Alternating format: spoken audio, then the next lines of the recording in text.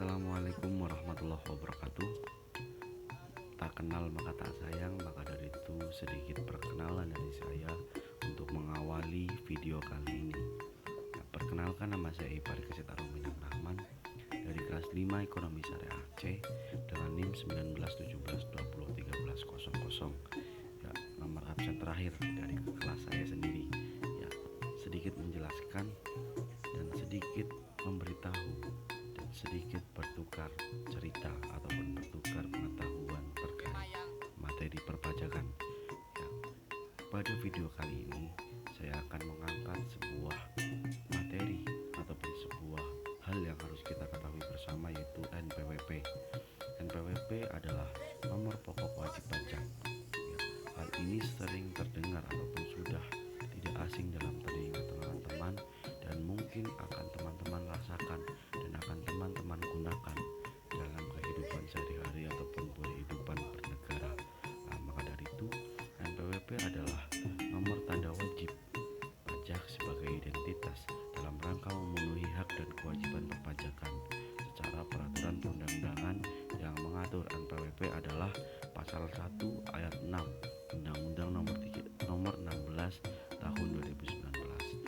Di situ sudah tertera bahwasanya apa itu NPWP dan undang-undang telah mengaturnya, dan teman-teman harus memenuhi dan mematuhi peraturan tersebut.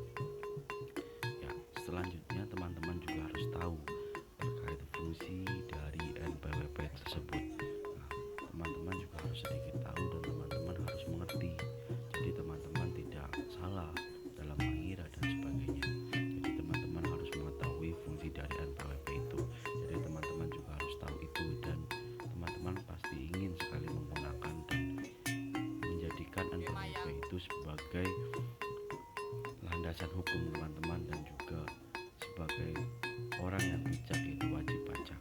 Pertama, fungsi dari NPWP adalah menghindari diri dari denda. Yang pertama, karena teman-teman jika tidak melaksanakan ini ataupun teman-teman tidak membayar ini, ataupun teman-teman tidak wajib pajak, ataupun teman-teman tidak membayar pajak tepat waktu, maka teman-teman akan mendapat denda. Terus yang kedua, mempermudah pengajuan kredit. Di mana teman-teman akan mempermudah pengajuan kredit, karena di dalam persyaratan pengajuan kredit itu ada nomor NPWP ataupun nomor pokok wajib pajak tersebut. Maka dari itu ini sangat digunakan. Terus yang kedua, membuat surat izin usaha. Hampir sama bahwasanya dalam persyaratan membuat usaha ataupun membuat surat izin usaha itu diperlukan NPWP. Yang ketiga, ada membuat rekening bank. Jika teman-teman menggunakan perusahaan, teman-teman mengatasnamakan organisasi, ataupun teman-teman sudah menjadi pegawai negeri sipil ataupun PNS, teman-teman harus memiliki NPWP. Seperti itu juga harus dipunyai. Karena sedikit pengalaman dari saya pribadi, saya pernah membuat NPWP untuk organisasi saya, yaitu himpunan mahasiswa jurusan saya, jurusan Ekonomi Syariah, di mana di situ juga harus memiliki NPWP.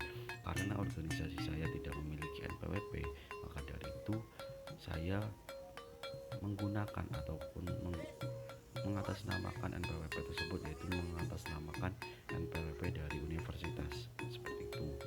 Terus yang kelima, syarat pencairan dana dari negara.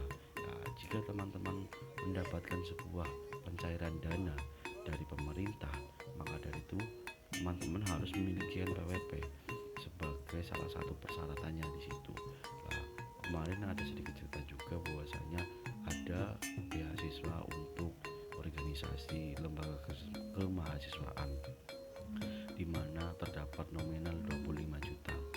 Syarat-syarat pengajuan itu ataupun syarat-syarat pencairan dana tersebut harus memiliki NPWP. Jadi NPWP sangat penting untuk hal tersebut. Seperti itu. Terus ada jenis NPWP. Ya, teman-teman juga harus tahu. Yang pertama, NPWP pribadi.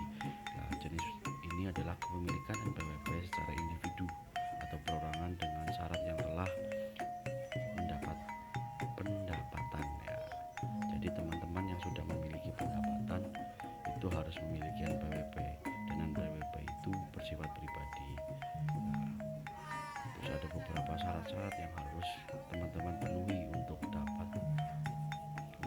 dapat membuat NPWP yang pertama terkait fotokopi KTP, yang kedua fotokopi paspor, yang ketiga fotokopi surat izin usaha yang diterbitkan oleh lembaga berwenang, yang keempat surat pernyataan bermaterai yang berisi wajib pajak yang memiliki usaha dan pekerjaan bebas.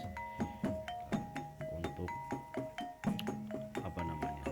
untuk istri itu juga ada perbedaan. Kalau istri harus memiliki ataupun harus ada fotokopi NPWP suami, itu untuk istri.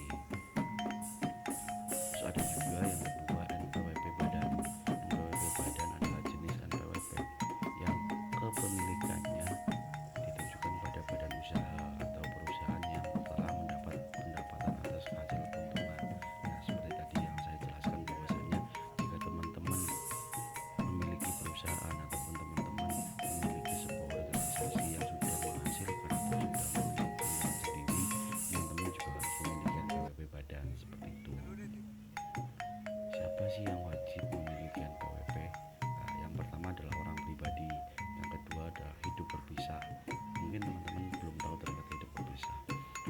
Profil berikut adalah orang-orang yang berkewajiban memiliki NPWP adalah mantan pasangan suami istri yang memutuskan cerai. Di situ harus memiliki NPWP.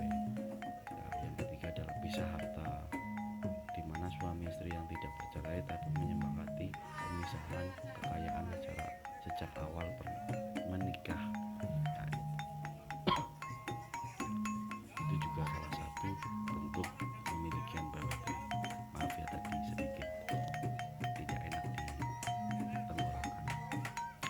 Yang kelima ada warisan belum berbagi. Terus yang keenam ada badan usaha. Yang kelima adalah penyelenggara kegiatan. Sekarang sedikit mudah ya, karena NPWP dapat dibuat melalui online, di mana di era digital seperti ini banyak sekali peraturan-peraturan yang dapat kita ataupun adalah membuat sebuah NPWP ataupun SIM dan sebagainya juga di era digital, maka itu bisa melakukan secara online. Hal ini adalah memudahkan buat teman-teman, di mana teman-teman yang mungkin malas untuk antri ataupun teman-teman malas untuk ribet, maka dari itu teman-teman bisa membuat NPWP melalui online seperti itu. Nah, mungkin ini sedikit terkait materi terkait NPWP yang tadi saya bahas. Kurang lebihnya dari saya mohon maaf, karena waktu sudah menunjukkan lama ya, durasinya sudah menunjukkan lama, maka dari itu saya mohon maaf yang sebesar-besarnya jika ada kesalahan ataupun kata yang salah dari saya. Sedikit materi dari saya untuk satu tanah airku. Wallahu muwaffiq ila aqwamit thoriq. Wassalamualaikum warahmatullahi wabarakatuh. Terima kasih.